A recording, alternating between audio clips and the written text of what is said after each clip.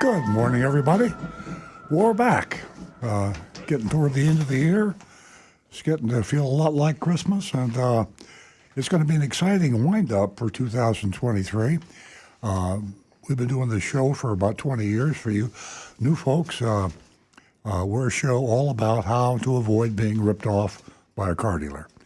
Now, the exciting thing about this time in our history is we've reached a tipping point in that war, I believe, and I believe we're winning. You, the car buyers, and us, Earl and Cars, we're an advocate for you, and we've actually got some legislation pending, actually rules from the Federal Trade Commission pending, that when they kick in July of 2024, we hope they kick in, we believe they'll kick in, but it's going to be a fight. And I think we're leading the charge right here at Earl and Cars. We've been telling you for all these years how to avoid being taken advantage of. The Federal Trade Commission has heard us, but they've really got everybody's attention now because they've written some rules that when they go into effect well, they're in effect now, but they haven't been applied. They won't officially be applied until July of this year. I mean, next year, 2024. We're almost there. Basically, it'll avoid the junk fees and the dealer-installed accessories and the bait-and-switch advertising, all the things that we fought for on Earl and Cars for all of these years. So be prepared. I think what we're going to have to do from between now and July 2024 is call out the politicians, because the only way the Federal Trade Commission can be defeated, and you can be defeated, and we can be defeated, is if the Congress or the courts choose to cancel what the Federal Trade Commission has done. So we need to ask all of our congressmen, our senators, and our House of Representatives to stand up and be counted. Are they for the consumer? Are they for you and me when we buy a car? Or are they for Big Auto? Are they for the National Automobile Association, Automobile Dealers Association, or the thousands and thousands of car dealers that have been lining the pockets of politicians for many, many years to remain where they have been for all this time? So when we get into 2024, we hope that you'll be asking your representatives, your senators, where they stand. Are they for the car buyer? Because remember, car buyers also vote. You need to remind them about that.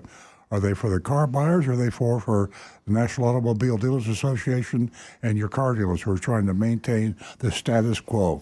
And boy, I'll tell you what, talk about a status quo. That status quo has been in effect for 100 years, ever since Henry Ford and the first dealers came up. It is a one-sided way to cause you to pay thousands of dollars more for a new car, or a used car for that matter, than you should. So there we are, an exciting show, and we'd love to hear from you. That's what makes the show. We're focused so much on car sales right now, I can't not mention Rick Kearney, our certified diagnostic master technician. And whether we win or lose this battle, there's going to be a lot of cars out there that need to be fixed and maintained. And that's the reason that a lot of people listen to the show, in fact, probably the majority. So Rick Kearney is a guy that knows everything about your car. And if you have a question, if you like a free diagnosis, an opinion about that squeak, rattle, or roll you got in your car, that strange smell, that vibration, and you don't know what to do and you're afraid to take it into a service department because you know what happens oftentimes. They tell you you have to have something fixed that doesn't need fixing, or they charge you too much for what does need to be fixed. Just call us at 877-960-9960. That's 877-960-9960. And you can ask Rick, and he'll give you his opinion. Now, if you're streaming us, go to youtube.com/Earl and Cars. And Rick, actually, he's monitoring that right now as we speak here in the studio. It's youtube.com/Earl and Cars. You can make a posting there. And you can even send us a video clip or an audio clip. That helps Rick diagnose problems. That'd be kind of cool. We have a text number. And that is, we try to get to all our texts before the end of the show. We answer our phones immediately. So it's 877 960 9960, and our text number is 772 497 6530. Now, we also have a Facebook number.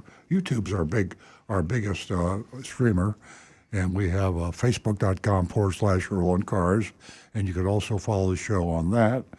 And one of my favorites, I love my youranonymousfeedback.com. More privacy is a big issue for a lot of people, and you don't want to be on live radio talking with name, address, and telephone number or whatever. You just sometimes like to express your opinion. So we have one that will respect your total privacy, and it's called youranonymousfeedback.com. YOURANONYMOUS feedback. Just the way it sounds, feedback.com. Youranonymousfeedback.com. And say your mind. You can be as direct and candid as you like, because we don't know who you are, where you are. If you do want a response, by the way, you have to ask for a response on your anonymous feedback. Now, we'll give you a public response, but if you'd like a private response, because we see it on our web browser, and it's just like it's like an email that comes through, except through the web. And we'll respond directly to you if you like, but you have to say yes, you would like a response, because we can't respond unless you ask us to, other than in public, which we're speaking on live radio right now. We're in North Palm Beach, Florida, by the way, and we're in the heart of the really probably the most egregious bait and switch. I don't know. I hate to call people dishonest, but that's just the way the industry has been. The retail automobile dealer has been walking that fine tightrope between dishonesty and honesty for a long time. And as I say, the Federal Trade Commission, CARS is what they call it. It stands for acronym Combating Auto Retail Scams. Combating Auto Retail Scams, CARS.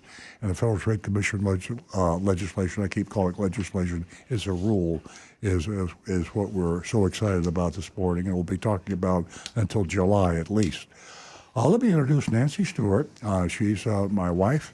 She's my co-host. She helped found this show about 20 years ago when we were just a little half-hour show. And now we're 2 hours every Saturday, Eastern Standard Time, 8 a.m. to 10 a.m. Every Saturday morning. So she's been with me on this whole long ride. She is not just my co-host, but she's also a very strong female advocate. The ladies that listen to the show and call into the show have, we had none 20 years ago. It was kind of like an old boys club, and now we're about 50-50. And thanks to Nancy, and she has a very special incentive for you ladies out there. If you haven't listened to the show before and you're female, listen carefully. Nancy has a very special offer she's going to make to you right now, and I'm going to turn the mic over to her. Good morning, everyone. Welcome. Our number is 877-960-9960, and you can text us at 772-497-6530. Don't forget youranonymousfeedback.com. I want to wish Ashley Moody a Merry Christmas. What do you think? You think that'll make a difference? Do you think that it'll tug at her, heartstrings? Does she have a heart? I love you, Rick. There you go. Okay. What do you think? You think Jeff Bezos and the FTC is putting eventually the squeeze on the auto industry? I think it's going to help a little. We're talking about Amazon selling cars. That's really going to make a huge difference. Yeah, exactly. At any rate, ladies, gosh, I love you guys. I love you, ladies, and I love you guys. $50 for the first two new lady callers. $50 for the first two new lady callers. That number is 877-960-9960. And you can text us at 772-497-6530. We have our Dog of the Week from Big Dog Ranch this morning, and we'll have a video to show you of our dog named Dream. We're going to go straight to the phones and thank John from Palm City for holding. Good morning, John. Good morning to everybody. I have a technical question to Rick. In air conditioning Freon, the original air conditioning Freon used to be R12. That was replaced by R134. Is that still used in all cars today? Nope. As a matter of fact, the new standard is R1234YF, and it's even more expensive than the R134, and the machines to use it have gotten ridiculous. So the newer automobiles now, when you go in for AC work, be prepared to drop it for a while, because with the machine for R134, we could evacuate, recover, and recharge a system in about 15 to 20 minutes, 30 minutes maybe. The new one, 2 to 3 hours minimum. Really? The machine is so complicated and goes through so many steps, and it just has made it just kind of ridiculous. Why is that? Why does it take?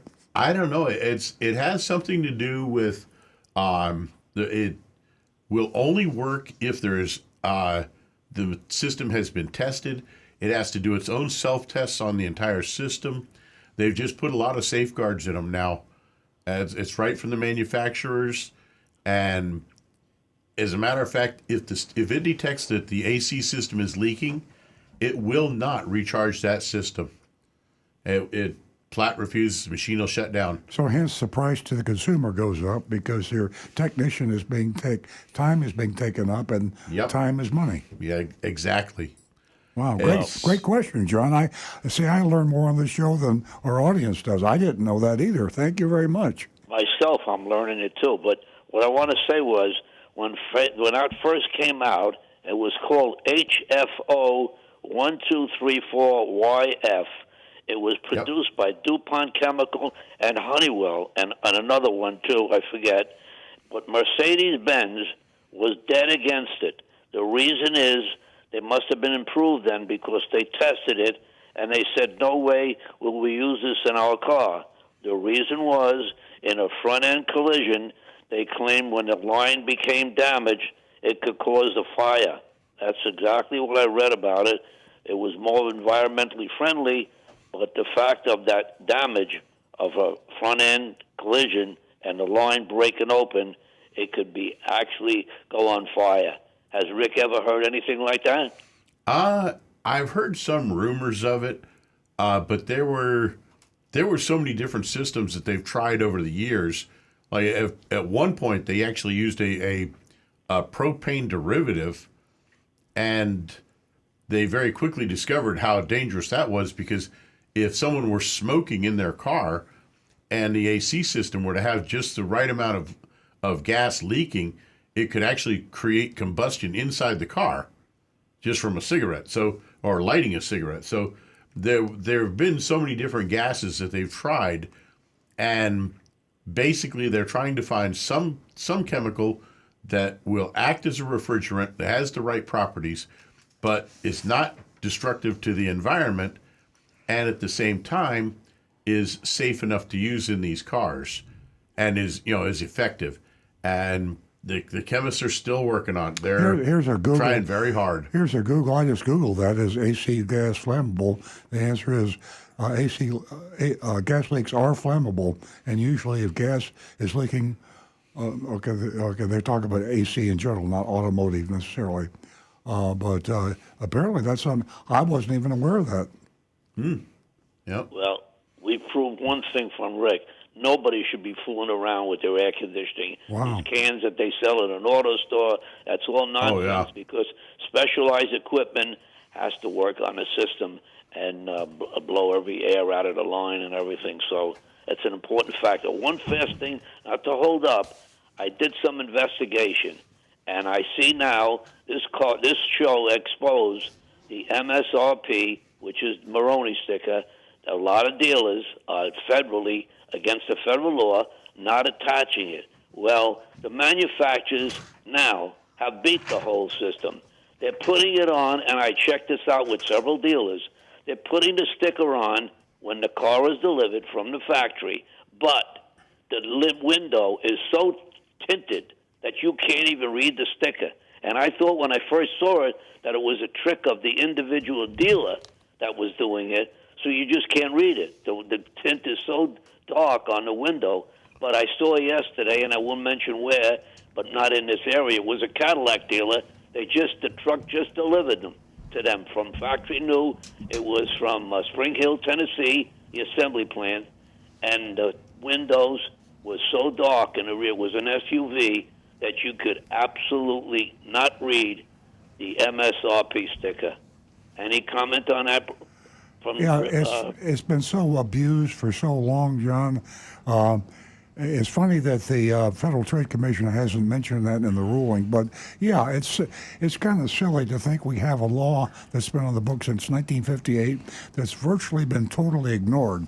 And I can walk out of the studio now to wherever the closest car dealership is, and I guarantee you, half the cars or all of the cars will not have the MSRP properly displayed. So, on the list of to do for the Federal Trade Commission, that should be one of them. I'd guarantee that because the closest dealership, as the crow flies to us, is Napleton.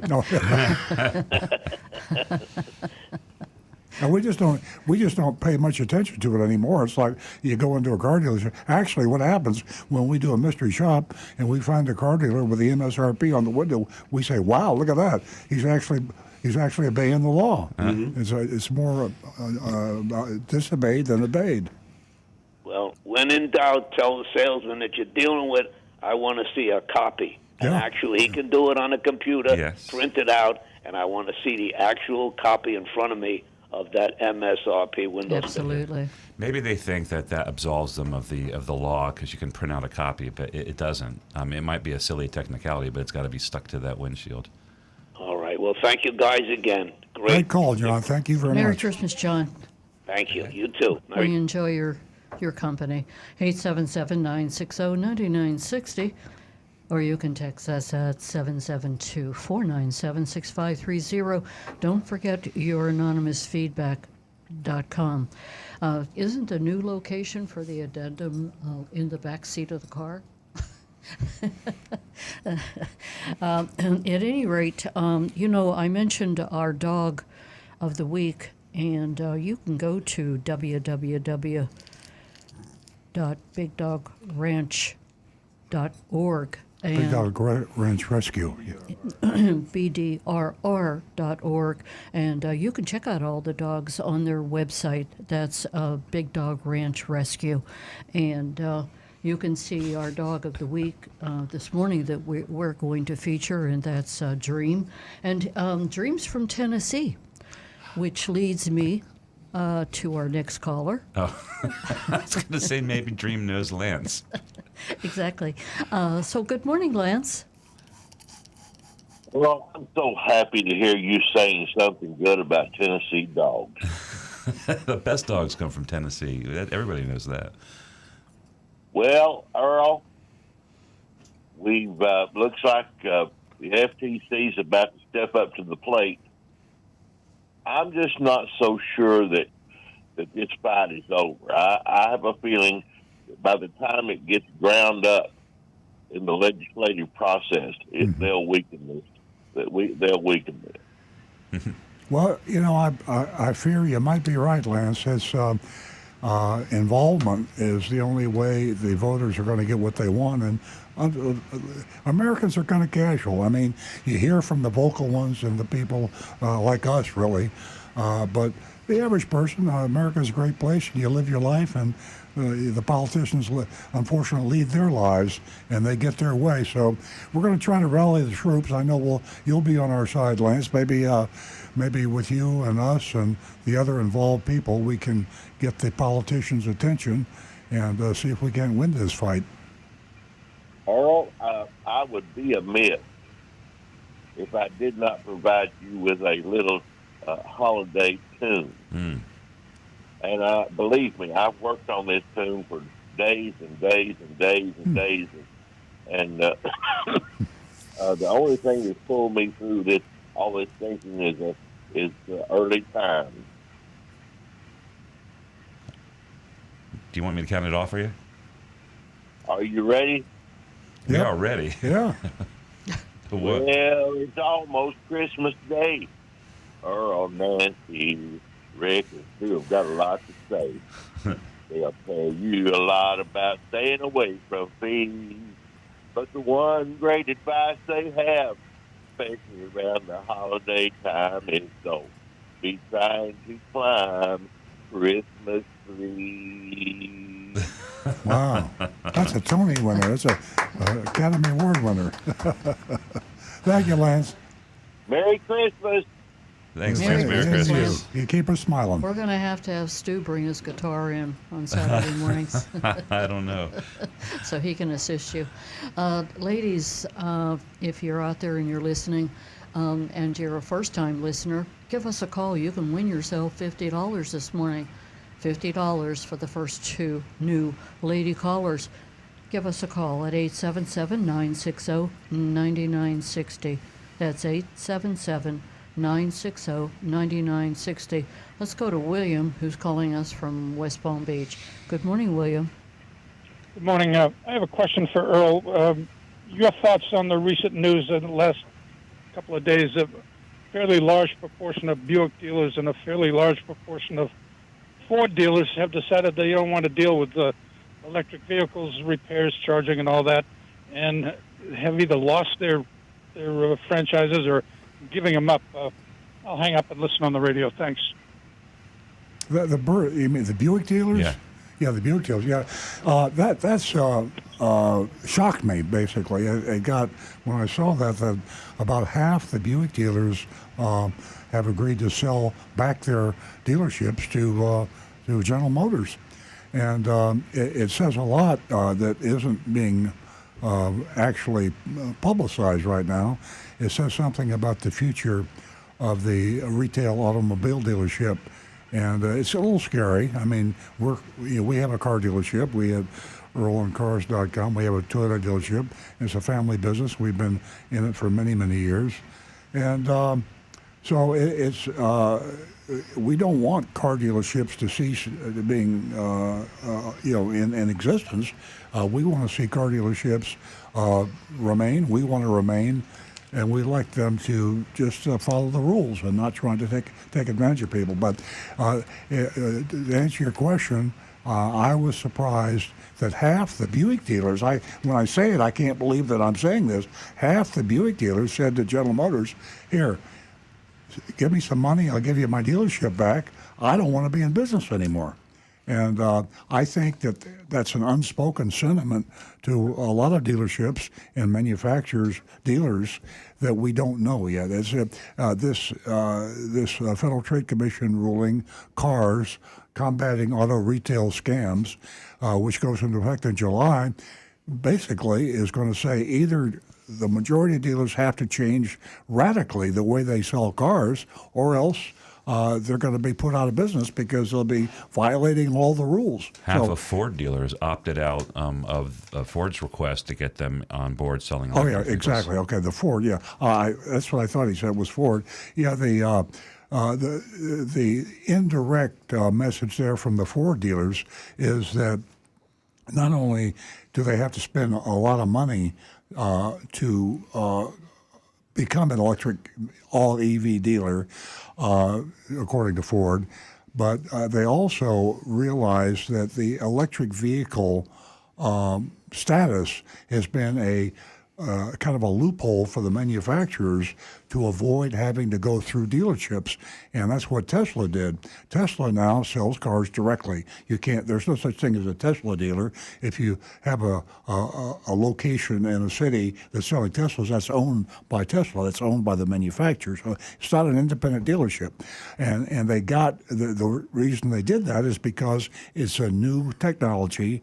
All electric vehicles, and the law has been interpreted not to cover that only combustion engines. So the Ford dealers say, hey, not only don't I want to spend the investment to have you call me an electric vehicle dealer, I don't want to determine my destiny with a situation where I might not be the dealer anymore. That Ford will be selling cars directly, all electric vehicles.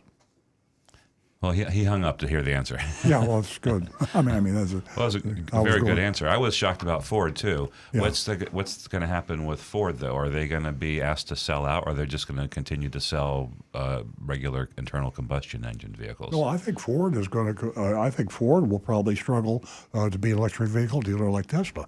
Yeah, I mean, since half the dealers are not doing it, are they going to jump in and do like direct? They'll do it themselves. Yeah. I think that's half the fear and why the Ford dealers agreed. They said, "I don't want to spend the money," Right? But in their mind's eye, they were saying also, "I don't want to be an EV dealer." See, if you spend the money today in your Ford dealer to get qualified by Ford to sell electric vehicles, 20 years from now, you're not going to have anything but electric vehicles to sell, and that means that Ford could say, hey, I think we're going to sell these cars ourselves because the law doesn't support the It's dealer. getting yourself in a much less secure position. Yeah, So that's exactly. why they're doing it. It's the breaking of the dam, possibly. Do we have any other callers? I have a text from Anne Marie. I'm going to go to Bob, but I'll tell you what, things are changing, and the new world ahead of us in the auto industry. And it's out there. It's going to happen. 877-960-9960, or you can text us at 772-497-6530. We're going to go to Bob, who's calling us from Lake Park. Good morning, Bob. Good morning. Happy holidays, everyone. Hey, Bob. Thank you. Good morning. Well, that situation with Ford and Buick is all about money. They don't want to sell electric cars, those dealers. And the Ford dealers said that they'll still sell the internal combustion engines, but they don't sell electric vehicles. So they turned down Ford's offer to redo their dealerships. And the Buick dealers, that was the same thing. Yep. They don't want to sell electric vehicles. It had nothing to do with this new ruling that's coming out. Right. It has all to do with Yeah. it all has to do with them having to reinvest a lot of money in their dealerships. And I guess they don't want to do it. They took the buyouts. Yeah. So I wanted to ask you a question. Automobile Alliance of Innovation, which represents the manufacturers, has come out against this new cars legislation. Of course. And I was wondering why are the manufacturers, not the dealers, I know why they're against it. Why are the manufacturers coming out against the new legislation that supposedly will take effect on July 30th? Well, this group does represent the manufacturers, but it's the independent manufacturers. It's not like the National Automobile Dealers Association, and often the public posture taken by dealer associations has to do with politics with their dealers. You have to understand that even though the manufacturers build the car, the dealers also control the retailing of the car now. The manufacturers need the dealers. When a manufacturer alienates dealers, if they were to go out and support the Federal Trade Commission rules, then there would be a open rift between the manufacturers and the dealers. And behind closed doors, the manufacturers are high-fiving each other, saying, finally, we're going to be able to get our cars sold directly to the public like Tesla, and look how successful Tesla has been. We want to do this, and that's behind closed doors. But they cannot telegraph to the dealers that they are against them, because once the dealers look at the manufacturer as their enemy, then the dealers have tremendous lobbying power through the National Automobile Dealers Association, and they can go back against the manufacturers. Matter of fact, the reason the dealers are so entrenched today, and you can't get rid of them, a dealer can't be canceled by an auto manufacturer like they used to be. The reason they're so entrenched is because the dealers did the lobbying with the state government. So Florida and Georgia and Massachusetts and all 50 states have powerful state laws that make the car dealer immune both from the manufacturer and from the Federal Trade Commission and laws that restrict their activities. Oh, all right. So I just thought it was odd because they said that this alliance represents Toyota, General Motors, all the major manufacturers, and they publicly came out. They were lobbying against it, from what I heard. So I just thought it would behoove the manufacturers actually. I know some of them were sending letters to some of the dealers about these markups on the cars, but they haven't really no power to enforce it. At the Toyota National meeting in September, they had a break in the middle of their presentation to address it. But like you said, it's more of like, hey, guys, watch out. You're going to get yourselves in trouble sort of an attitude as opposed to you have to stop doing this. Right. And the other thing is a lot of the manufacturers reach out to their dealers often to lobby for their political goals. Toyota has asked us to go to Washington, D.C. and speak out against tariff proposals. Yeah. And so when the dealers are going to look to the manufacturers in this quest for them to support them. So it's a partnership, and they're going to help each other either way. See, when you look at dealerships, you forget these are wealthy people. These are people that employ a lot of people.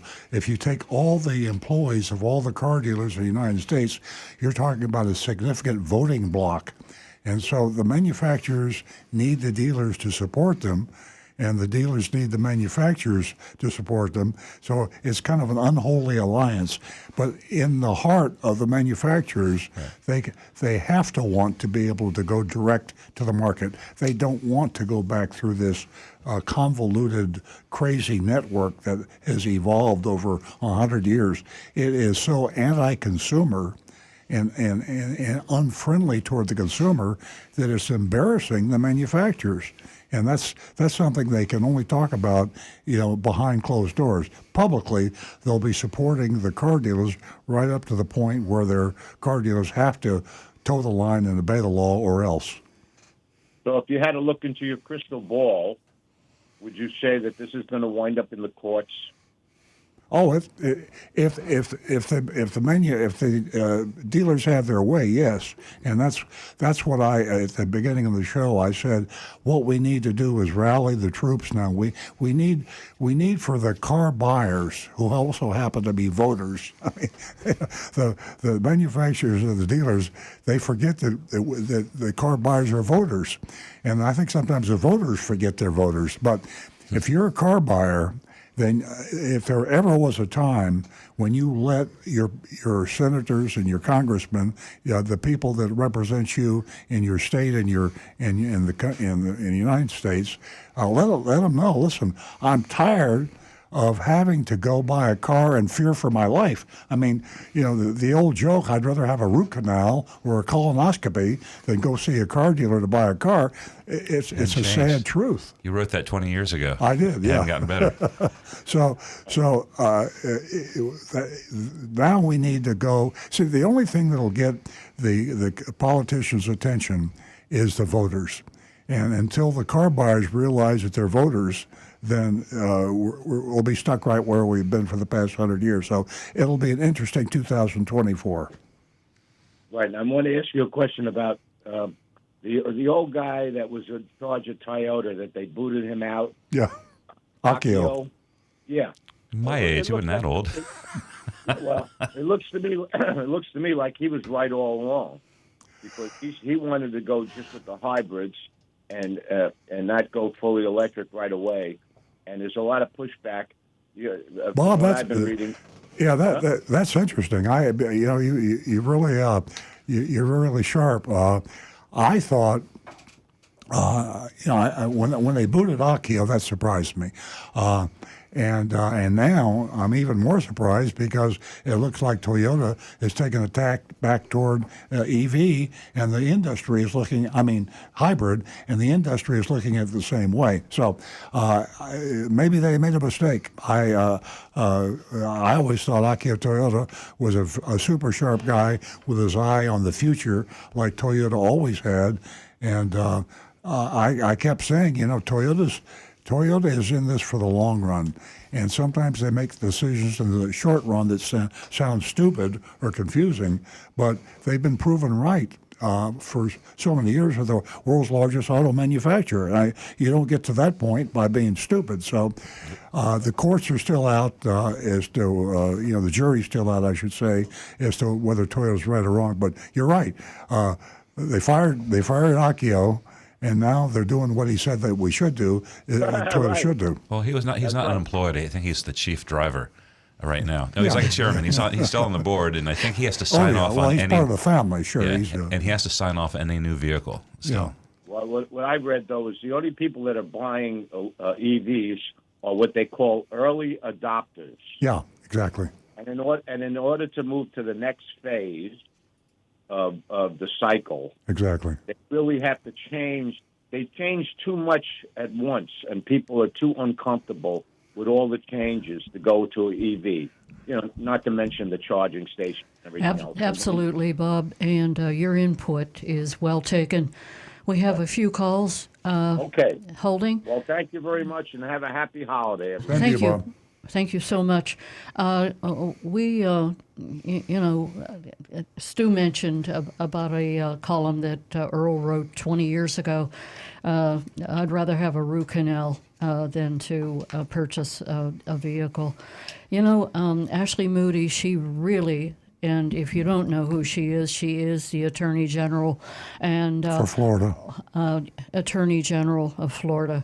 And, you could do so much by writing her and talking to her about the junk fees, about consumers being ripped off. It's really very, very important. We all need to play a part in this.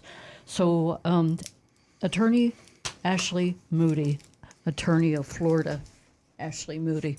Let's go to Tricia. She's called before, and we look forward to speaking to her. Good morning, Tricia.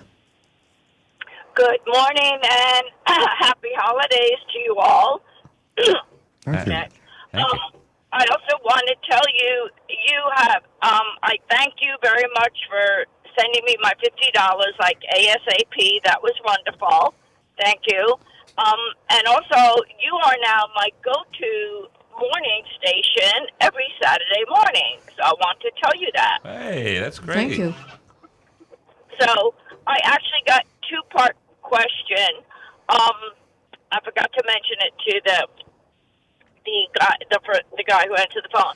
My first part, I want to confirm that you told callers not to buy like Car Shield and warranty things like that, right? Is that true? You Especially, don't recommend correct. that? Especially those ones that you see on television. Okay, fine. All right. Obviously, they're making enough money to put an ad on there. Obviously, people are buying it, but I just wanted to make sure you recommended not to do that. That is correct. All right. My second question is, well, the first time I called is because I did get turned off to buying a hybrid by all the extra fees. We talked about that. I got so turned off about all the junk fees, I just gave up in buying a hybrid. Instead, I decided I'm putting in spark plugs in my car, a 2016 Honda Fit at 93,000 miles. I spent money to put in new spark plugs and what was called a serpentine belt, which in all my years of driving, I've never heard of a serpentine belt, but whatever. So I want to talk to you about what I was charged. I know you mentioned, a lot of comparisons to, to teeth. I want to give you an example. here I went to a guy who's been taking care of my car for a long time.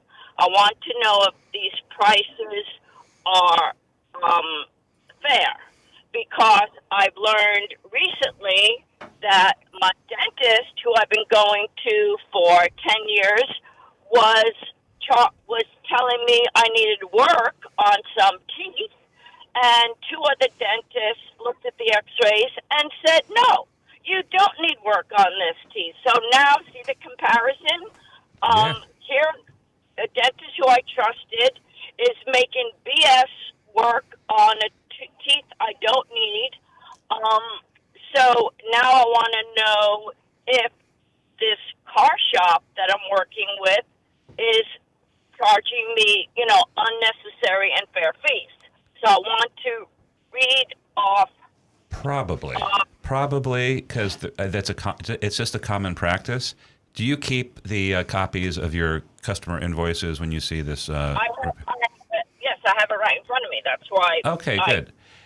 So it's gonna on these repairs, it's gonna list the work that was done and probably any parts that they used. Down at the bottom, it's gonna have a total, and there'll be sales tax. Do you see any lines that say miscellaneous or shop fees or environmental fees?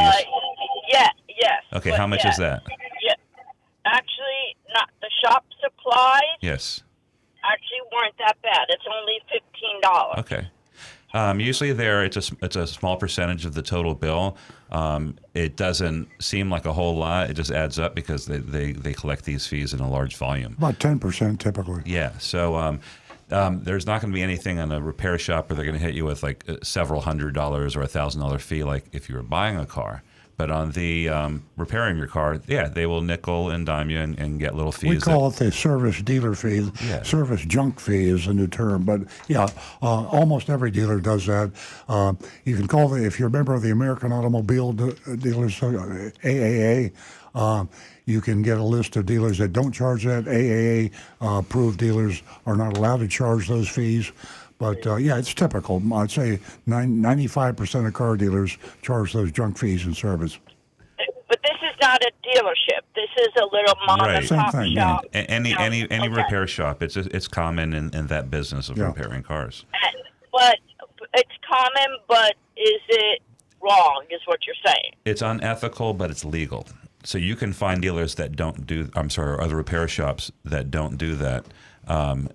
It's hard to do. Like every Earl said, business does the same thing, Tricia. If you stay at a hotel, if you fly, if you rent a car, they're called junk fees. And the dealers invented the junk fee many years ago, and the independent repair shops followed suit. So whether you're going to buy a car, or you're going to rent a car, or you're going to buy a hotel room, or you're going to buy an airplane ticket, read your invoice and find out if there's something suspicious. Junk fees are just part of life, and they're wrong, they're immoral, they're unethical, and they should be illegal. How much did they? That's what I asked him, because I knew him for so long. I said, come on, you need to put these shop fees in there? Isn't it in the price of the repair? Well, everyone does it. Every single place does it. That's what was his retort to me. Well, that was Tricia. the truth. Tricia, this is Nancy Stewart. This conversation that we're having right now, we've had so many times, and you can help us by writing your Florida Attorney General. That's Ashley Moody. She can do so much for us on this topic. It's illegal. And it's these junk fees are completely out of control. So please help us. I will. I got the name from your last caller. Thank you. Can I read off to you what I was charged, and if you could tell me if that was appropriate or not, or Sure. Do you have time for that? Real quick. Okay. Okay. The AC compressor, drive belts, remove and replace, $70. Spark plugs, remove and replace, $141. CarQuest Dayco serpentine belt, $44. Denso Auto Parts, Iridium, $7. But then labor labor and parts. Um, Tricia, can you call the show or call us after the show, because we really got a bunch of callers here, and Okay, and I don't know. we can't spend a whole lot more time. So please call after the show, and we'll try to steer you in the right direction. Until then, Okay, Tricia, thank you. the Yeah. Florida Attorney General, send her a real nice letter. Let her hear from you. We are going to go Thank to. you. You're welcome. We're going to go to Frank, who's calling us from Jupiter Farms. Morning, Frank. Hello. Hello. Hey, good morning, guys. Thank you. Morning, Frank. Yeah, good morning. I got a short list because every time I call, I forget what to say until I hang up. First and foremost, a couple weeks ago, happy birthday, Earl. Well, thank you. I actually called your phone, and you said you'll get back to me, but I'm sure you were inundated with so many phone calls that I didn't feel that depressed that you didn't call back. And then yesterday, I took a drive up to Stewart to treat my wife to some fresh lobsters. And while I was up there, I noticed the car dealerships are loaded with cars once again. Yeah. I guess the inventory is coming back. Yeah, And, especially that on was- the domestic lots. They're at what's their day supply now? A They're- 60-day supply. Yeah, they're back to close to pre levels. Yeah, it was interesting to see that instead of looking like a ghost town. Did you notice that little cartoon I sent you about the Tesla extended range version? Hold on a second. I actually forgot my computer today, so I'm looking at these things on my phone. Oh yeah. I gotta send this to Jonathan. We'll put it on the screen. I'll describe it. It's a Tesla Model Y dragging a bunch of solar panels behind it. It says, "Getting ready for my road trip in my Tesla." That's funny. I know how you guys like humor, so I always like to throw something. Now back great. to some stuff I saw on the news. Are you familiar with the Palm Beach Auto Group? Have you heard of them? Yes. It's a used car group. I'm pretty sure. They were the reason I've heard of them is because they came up on the Palm Beach County Best of Palm Beach County Awards for the best businesses, and I think they were nominated in one of the categories. Palm Beach Well, Palm Beach their- Auto Group. Oh, Yeah, their owner Stephen Neary took advantage of a lot of investors, saying he was buying these Chrysler minivans for Amazon Prime, and was going to give them back an 8 to 10% return on their money. Unfortunately, he took their money and bought new cars, paid off his loans and stuff. So he's being indicted for like millions of dollars of theft. Ah, But so much for their auto group. yeah. But anyway, that came out. And let's see, there was one more thing. Oh yeah, the other day I had to drive down to Homestead Air Force Base to get an ID card for my wife, and I drove around the base a little to show where I used to fly. And I guess I picked up a nail, and I heard the thump, thump, thump, and of course my tires going low. I know. Went to Costco. They went 3 hours to fix a flat, and we pumped it up and drove. And she was saying, "Well, maybe we ought to go buy Earl Stewart. You know those guys." And I said, "Well, I didn't do that, but anyway." Did you It get was, any free it's always- free nitrogen while you're at Costco? Oh, of course. Did you really? It's Do they do that local. automatically? Like just give it to you? Yes. Yeah, Okay. yeah. It's a nice touch. There's actually like you actually got like an air place, so you can just go self-serve and you dial in your amount of air pressure, and you just fill your own tires. Keeps them from having to do it. You go to, like I said, Tire Kingdom for air, they'll actually come out there and when They'll their do it for employees you. has to stop working. Yeah, it is But a anyway, nice touch. That's it. It's a nice touch like a But- chocolate on your pillow at a hotel. It doesn't do There much, you but go. it's nice. There. Thanks, But Frank. you all have a great Christmas and New Year's, and we enjoy your show. And I guess one of the callers a couple weeks ago, first female caller, mentioned I had told her about your show, and I said, yeah. yeah. When I meet females, I go, hey, it's really great. You can call in, and I used to start out. You want to make a phone call, make $50, and they looked at me like you're pervert. What are you talking about? And then when I tell them about your show, That's anyway. that's a rough way to approach it. You want to make $50? I know. Hey, we got I we have your meme up on the screen for our streaming audience. You can see the Tesla with the solar panels. Thanks for sharing that, Frank. Okay. You all have a good day. I'll let you get back to other callers. Thank you, Bye-bye. Frank. Our mystery shopping report comes to us from Essential Ford in Stewart, so you want to stay tuned for that.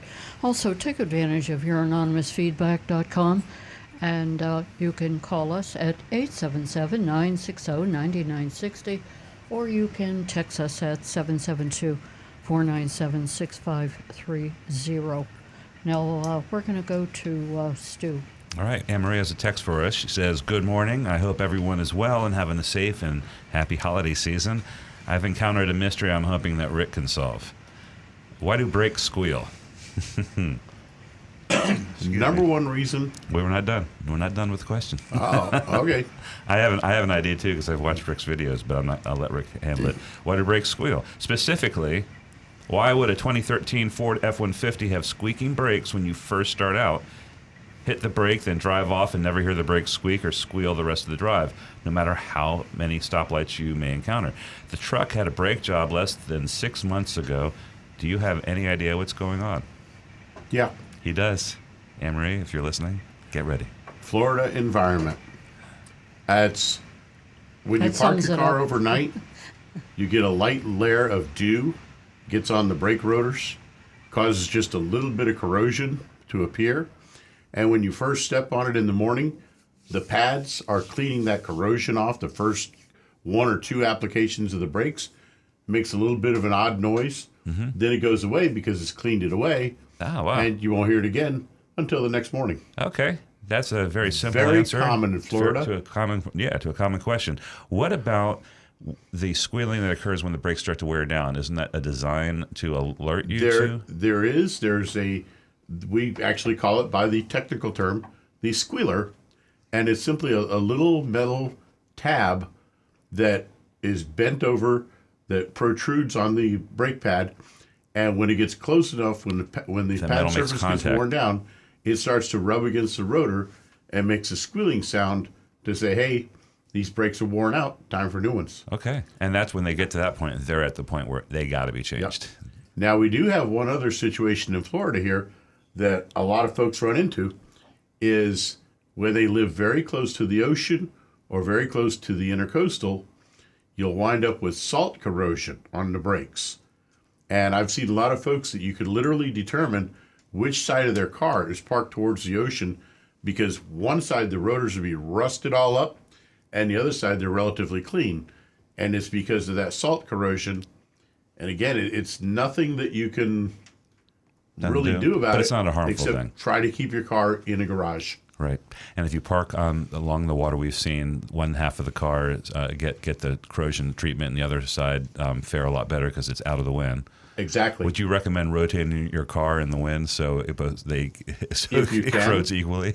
If you can. Okay. And the other thing is to wash your car frequently, but find a car wash if you can that has an under car wash that washes the bottom of the car really well.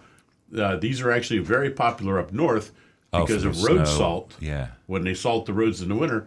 So up north, they'll wash the cars in the wintertime, and that hot water will wash that salt off the underside and helps the suspension last a lot longer on your car.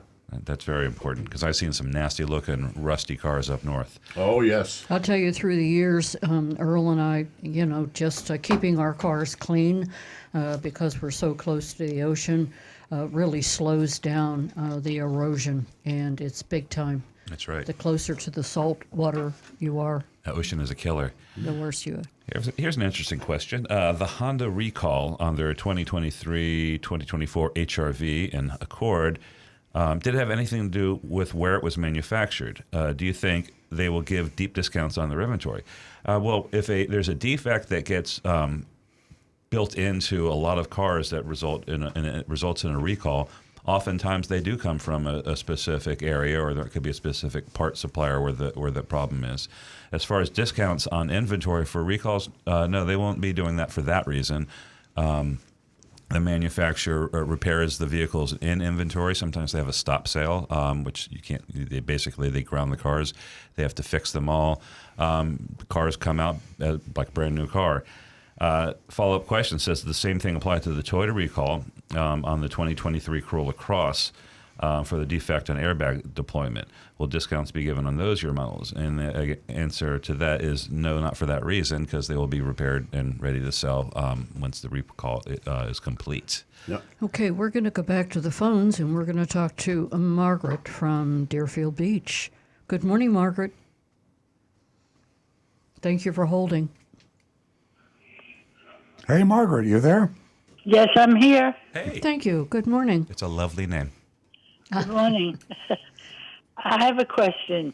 I have a Hyundai Elantra 2008, and my on the light lit up where it says transmission. So I have to bring it in to be checked. What do you think the problem could be? It could be so many different things. Unfortunately, the car is trying to communicate to you that it does have a problem, but the only way it can do that is by turning on that light. What'll happen is you'll go to the technician, they'll plug in a scan tool, find out what the trouble code is, and from there they'll be able to diagnose the car. Most likely it's going to be just a solenoid or one of the actuators in the what's called the valve body of the transmission. Probably a solenoid. They're electronic and they do wear out with age. So that's most likely the cause is one of them is starting to get weak. It's not operating properly. And so the car is giving you the light to say, hey, need to go in and get this repaired. So do you think that would be a big expense? Depending on what it is, it could be anywhere from $300 to $500 up to maybe $1,500 to $2,000 if there's a real problem in the transmission. Without knowing for sure what it is, there's no way to accurately predict it right now. Oh, okay. I can understand that. Do you have a regular place that you take your? Yeah, I Hyundai? take it to the King Hyundai in Deerfield Beach okay. on Federal. Well, remember, you've got an older car, and when you look Yes. at pricing, you don't want to be spending too big a percentage of the value of your car. Your car today is worth, maybe $3,000 or $4,000. So you don't want to be spending You don't $2,000. replace the transmission on that. You're car. right. You're right. Yes. Okay. I appreciate that. That's Thanks for why I calling, called. Margaret. I've called before, and I listen every morning. I enjoy it. Oh, Well, we appreciate that very much. thanks. My older Thank you daughter's name very is much. Margaret. Have a great weekend. Happy holidays. Our number here is 877-960-9960, or you can text us at 772-497-6530. Your anonymous feedback is something you can take advantage of. YourAnonymousFeedback.com. Let's go to Howard, who is a regular caller. Good morning, Howard. Good morning. Merry Christmas to you all. Merry Christmas. And just talking about airbags. Question number one. If you have a car older than 10 years, usually is your airbag compromised? In other words, should you have it changed or should you get rid of the car? No. There was a concern basically only with the Takata airbags. That's where we had the biggest issue. And those airbags were not manufactured the way they should have been. But the rest of them, all the modern airbags, they've have no problem. And I honestly am not aware of anyone anywhere having had an issue with an airbag that is deteriorated because of age. So I would say, Okay, let me just jump in there, Rick. This is where I would disagree, and we've talked about this on the show in years past. And there is no expiration date on airbags, but there should be, and because they're made out of materials and electronics, and things deteriorate. And so, just like tires, it's there's nothing you can build, but when it's directly related to your safety. But the answer is probably there's nothing wrong with your airbag because it's an older airbag. But the fact is, somebody out there should be looking at that and doing some testing, because people are keeping their cars longer and longer now. So I can't believe that airbags are immortal, and that at some point in time an airbag is going to have a problem. And because your life depends on it, there should be an expiration date on your airbag. There is on my cereal.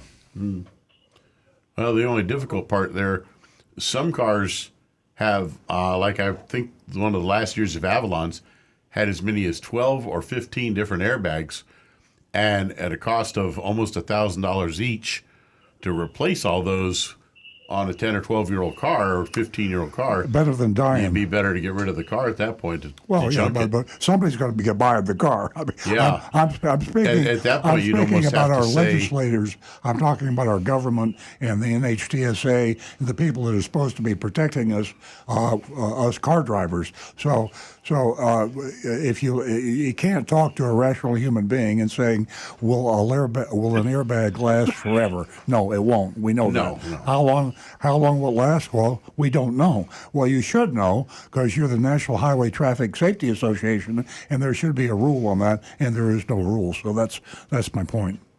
Yeah, I agree with that. Okay, so let me put my 2 cents in. If you have a very old car, get rid of it. Don't wait till something happens. Yeah, let some other sucker buy it, and Well, maybe or maybe we'll get sold at an auction and get sent to no, that's the all. Bahamas. I'm being facetious, but I'm being serious at the same time, because that's what people do. If you have a car that's unsafe, what do? You get rid of it. Well, you don't get rid of it. You don't take it to the scrapper. You take it to a dealer. The dealer sells it to somebody else. So that's the reason. That's why we have a government, to protect us from ourselves sometimes. And the government dropped the ball here. That was my point. Okay, yeah. Next question. Recalls on my Camry. I heard there's a recall on some Toyotas. 2017 Camry, there were a recall, and have there been recalls recently on Toyotas?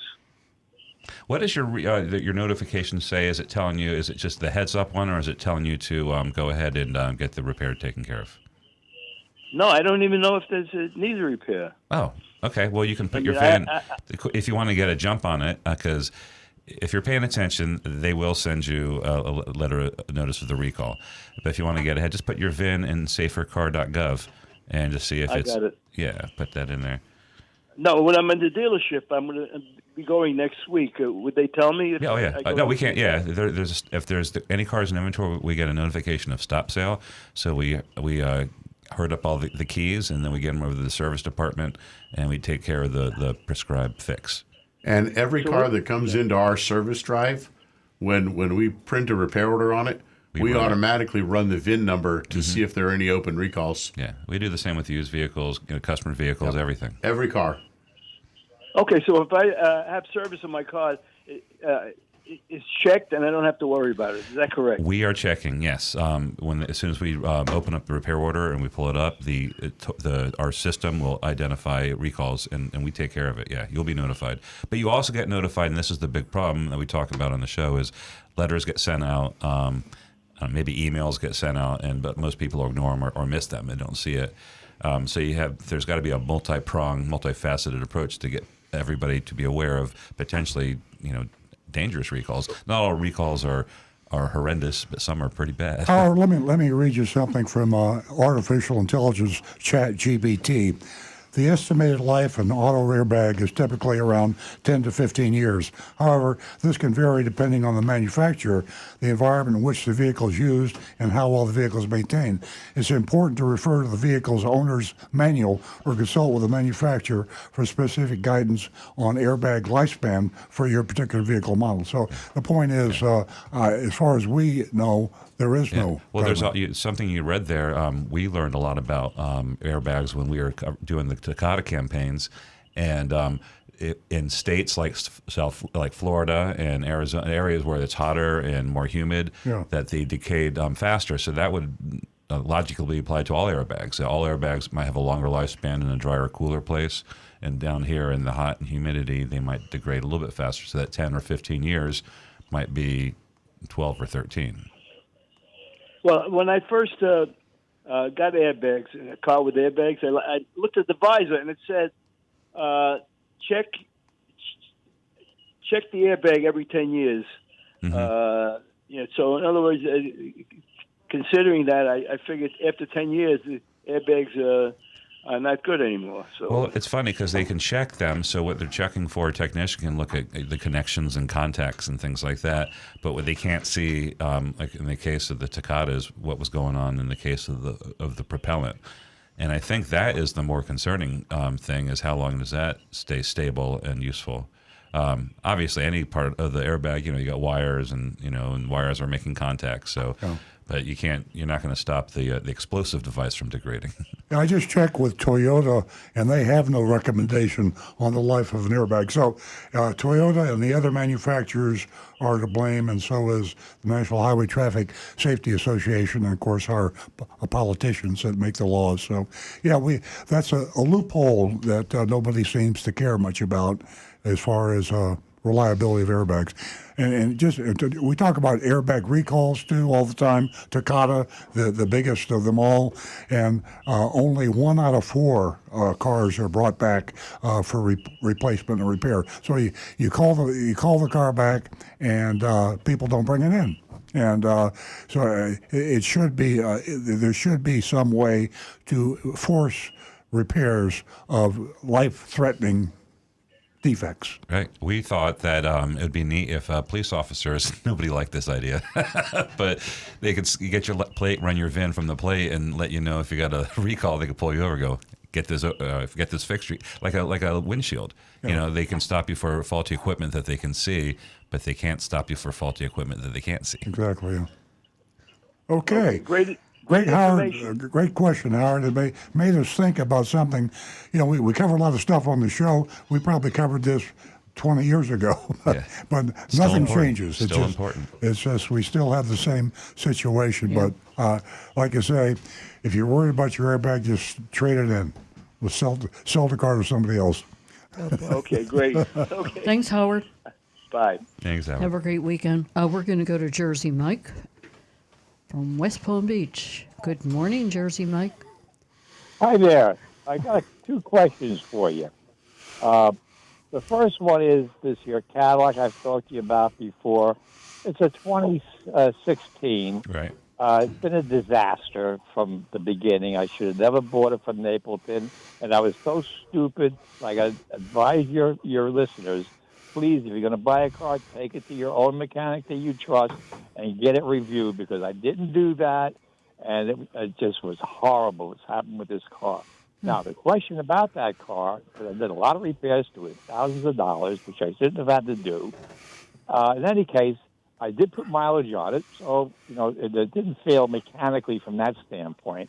But right now, it's leather, and it's all falling apart. It's all just coming off. It just flakes up and falls up in big chunks. Man. And you can't crazy glue it back together again because it still falls off. So what am I going to do about that, if anything? If we get a car like that, we use a trim shop. What's the name of the trim shop we use in North Palm? Classic Auto Trim Classic or Auto Sun Trim. Auto Trim? We use each of them over the years. Yeah, I think Sun Auto Trim is farther away. There are shops that do leather and interiors. They do headliners, things like that, and that's. What was the name that you gave that you had? One's Classic Auto Trim, and that's in North Palm Beach or in Riviera. Yeah, I think so. Right there, right near around the dealership, and then there's SAT, which is you messed me up because last week we talked about it. It's it's SAT as Sam Alpha Tango. Sun Auto Trim is down in Fort Lauderdale. Right. So anyway, Now I don't want to go down there. I can't take that ride. I would just get your Googler out and search for auto trim closer to you. Well, Riviera Beach is close. Yeah, so Classic Auto Trim would be good. Auto? Yeah, Classic Auto Trim, and Google that and just describe the situation. Right. Let me get on to the other more important thing. Yeah. I stopped at a local dealership here along Military Trail that's selling used cars.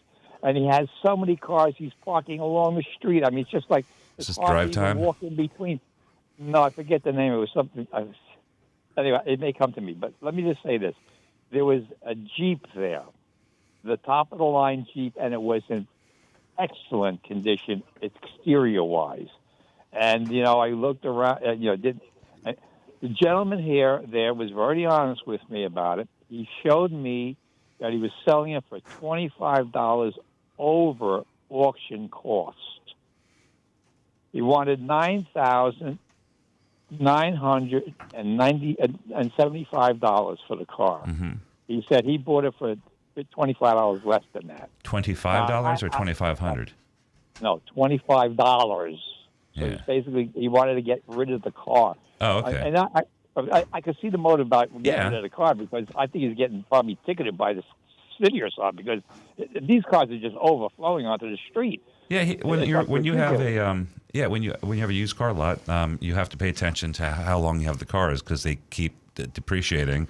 So if you get in trouble on a car, $25 over, that's people sell them for a loss. But then you got to ask, is that really the price? Right. Well, first of all, it takes more than $25 to get that Jeep from the auction to the dealership. He showed me it on his phone, he pulled it up on his phone. And see what just say, write it up for me, so that all you have to do is write the check out for that amount. Because when a car dealer, you know how to tell when a car dealer's lying, his lips are moving. So he told you the price, but he's probably lying to you. Or he's typing on his keyboard. Yeah. Well, usually I look them in the eye, and if they don't want to look you in the eye, that tells me that they're deceptive, I haven't tried that one in a long time. Well, that works. It's body language. But anyway, let me go back to the car, okay, the Jeep. I looked at it very carefully, and it was, just spotless. It had a nice gray tone to it with a metal flake in it. The body was just beautiful. I looked at the engine. I turned it on. I said, "You want to go take it for a ride? Take it for a ride." I said, "No, I don't need to take it for a ride. Not right at this moment. I want to look into it because I want to go to see what NADA and Kelly's Blue Book wants for that particular vehicle. I wrote down the VIN number on it and all that stuff. So I want to look into it and see just how, what the real value on that car is. Because if he is in fact selling it to me close to auction value, I'd be stupid not to buy because first of all, I need a car to go up north. I'm from Jersey and I'm going back. There's a dimension There's a dimension that he's not mentioning. Is like what I bought it from the auction. The question is when. If he bought it at the auction 6 months ago, true. so it's a lot more money. 1947. Right, he bought it at an auction in '73. Hey, Jersey Mike, I have a question for you. Where'd you buy that car? Would I buy it? I think I'm going to buy it. Pardon me? The only thing is, wait a second, let me finish. Haven't bought it yet. You advise don't ever buy a car in South Florida. So that's what I'm really hesitant about. Remember? Yeah, but take that with a grain of salt. Are you saying never buy a car at Napleton? Well, yes, absolutely. You're gonna you got yourself. Did you say never buy a car at Napleton? Yes, I said that. Great commercial for Napleton. Stay away from Napleton. Jersey Mike, let me tell you, it's great talking to you. We've got a bunch of calls lined up here. Thank you very much for your info. Appreciate it. Keep up the good work, folks. Thank you. Thanks, Have a great Mike. weekend. We're going to go to Marty in West Palm Beach. Good morning, Marty. Hey, Marty. Hey, how you doing? Good. How are you? Hey, Marty. Hey, I got a question on the 2 or 3 days ago notice from Toyota. This was just in the, on TV. It said the 2020s and 2022 Avalon, Camry, Corolla, and RAV4, and some Lexus ones, that the airbag sensor might be defective and they might have to recall it. Yes. So my question for Rick is, how do you know? I mean, do you just look at it, or do you have to smash the car into a wall to see Exactly. if it's defective? Well, we asked you to do that for us, and then you report to us what happened. Well, no, How do actually, you know if it's defective? They know which just by looking VINs. at it? Each VIN that's affected, we're notified of for any in stock, and any that's already been sold, the owners are notified, and hopefully they get the notification and respond to it. So in other words, you're going to know which one. We get a list of VINs. I'm looking at several of these. Every time we get these, it comes from a from a QC, do not reply, safety recall, and then we'll have an attached file with any VINs that we have in stock with it. And immediately when we get this, those keys are corralled. We had another caller on this, and we get them to the service department, and they're fixed. We can't sell them. They have a But stop most sign. people that have those problems don't ever come in. Right. And they're just so. Every recall, three out of 4 of the cars that are recalled are still on the road. Mm-hmm. So if I put my VIN in that website, Safercar.gov. Yeah. what's the name of it again? Safercar.gov. Okay, so if I put my VIN in there, Yeah. if it comes up there's nothing wrong, then just forget about it. Exactly. For now, because the situation could change. Yeah, there's only about 700,000 cars nationwide involved in that. Yeah, they said 1.1 million, Yeah, but it includes the Lexus ones. Right. yeah. If you've been paying attention to the news lately, there's not a day goes by when there's not a few million more cars recalled. So it's getting to be a circus. Yeah, think and the joke is on us because they know how to recall a car, but they don't know how to get the car back in. Right. It's like the old Jerry Seinfeld. You know, Right. you can Take the reservation. You just don't know how to hold the reservation. Yeah, they don't know how. So they don't know how to fix the cars. They can recall them, but they can't fix them. The dealers don't do a good job of getting their customers back in, and the customers don't do a job of getting themselves back in. Of course, a lot of times you're driving a car that's changed hands 3 times or 4 times, and you never get to notice that the car's been recalled. So Here's something that we do the a whole good job. recall thing is kind of a joke. Yeah. Good point. And I got one other quick question to ask you. I was driving my grandson's RAV4 hybrid, and I noticed, like, if you take your foot off the accelerator, the brake doesn't work like it does in a Tesla, where the Right. Tesla really stops you. Right. So is that brake really working? Yes. You still have regenerative braking, but it's just, in the case of the Toyota hybrids, it's designed just to recapture some of that fuel the energy that's dissipated in heat. It's not designed to really stop the car. But it does have a braking effect, and that's why we see in hybrids, brake pads just don't go down because the engine braking plays a big role in slowing the car down. But it's not like a Tesla where you take it off and you stop. It's not as dramatic. Yeah. Well, my new car is supposed to be in next week, so I'll have to try it out. All right, yeah. And if you want to try out the airbag thing, just look for a very solid concrete wall, Rick. Something like that. Maybe my trade-in I'll bring into you and see if the thing, if the sensors work. Okay. There you go. Hey, Marty, it's always great talking to you. All right. Thanks for Have a being Merry part of the show. Christmas. Thanks, Marty. Have a Have a great Merry weekend. Christmas. We're going to go to our last caller, and that is John in Stewart. Good morning, John. Good morning. I have a question. So I live in Stewart, and this Wallace guy has 5 or 6 dealerships, and every one of them is just packed full of cars in the front. Then behind the Hyundai place, it's just like they got a big field. They got 2 fields, actually. It's all along the side of one road and then down Commerce. They're packed. So, I mean, what does Earl think's going to happen with this stuff? I mean, I just tuned in, so I don't know if you already talked about it, but all these dealerships have all these cars. Something's got to give. I mean, they can't. You guys talk about that footprint thing, and they're paying on those cars. So, do you see something happen like in the spring if they don't start selling more, or what? Well, are you referring to what was it? Wallace up in Stewart, having a huge inventory. Yeah, I think that what we have been talked about is the inventories in general are going up, and yes, they are paying interest on those cars. Is higher than it's been in many years, and it's not a good thing. So the car dealers' days of wine and roses are coming to an end. 2022, record profit year. 2023, the profits are down in the third quarter for the first time I've ever seen profits down for the auto business. And what you're seeing is the beginning of a trend back to what we call the normal condition. So all I can tell you is 2024 is going to be a real tough trial for for the consumer, for the manufacturer, and the car dealers, because things are going crazy.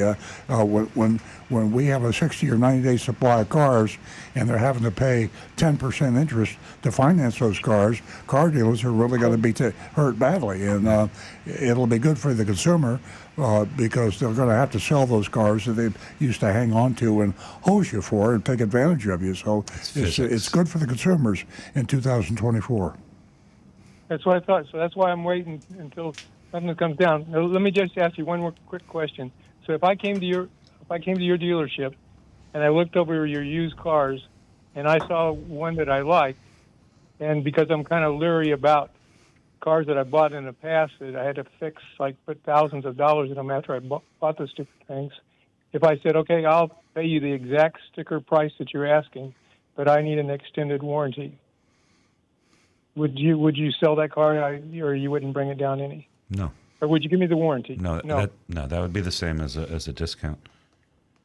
Would it be? Okay. Yeah. Are those usually like $500 or more? Or it depends on the term and the. But do some research on that. We don't typically recommend those. It's more of a comfort thing for the customer. Your best bet is, like you're doing your research and making sure that you're getting a good car and getting it from a trustworthy source. And and if you're getting a late model car especially if you get something with some existing factory warranty, just think about that hard. And it's not always the best bet. We try to at our dealership make sure that the warranties that we have, that the coverage is good, and we do set our prices because we own the warranty company, and that's all registered with the state of Florida. So that's all a one price thing. But we just encourage everybody to do their research and make decisions based on that and not what we're trying to sell.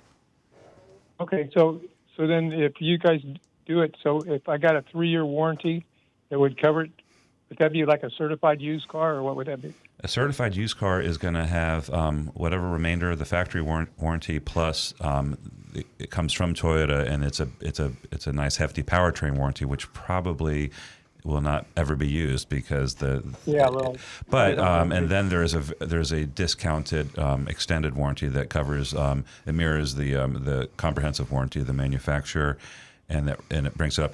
Those are cheaper than your typical warranty for a non-certified car because it's sold directly by through the manufacturer, and they have it's not a dealer program. Okay, so $1,000. You're probably just short of that. I think the wrap was, back when I was selling them directly, it was around $800, and I think it's a little bit more, but still not quite $1,000. Okay, all right. Thanks so much, guys. Have a great day. Merry Christmas. Merry Christmas. Thanks. Thank you. Merry Christmas, John. Okay, I think that we're going to go to Stu. See what we got over here. Check with Rick. Yeah, I got a couple. I answered the airbag recall question. Here's a question from Lee.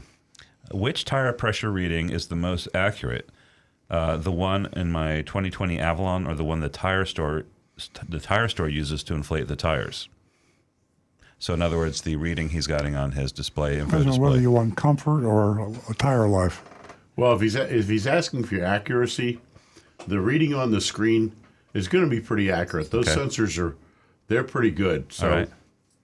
Well, that would be a good thing just to keep the guy at the tire store honest. Go there, tell me what my pressure is, then look at your multi-information display, and if he matches, he's telling you the truth.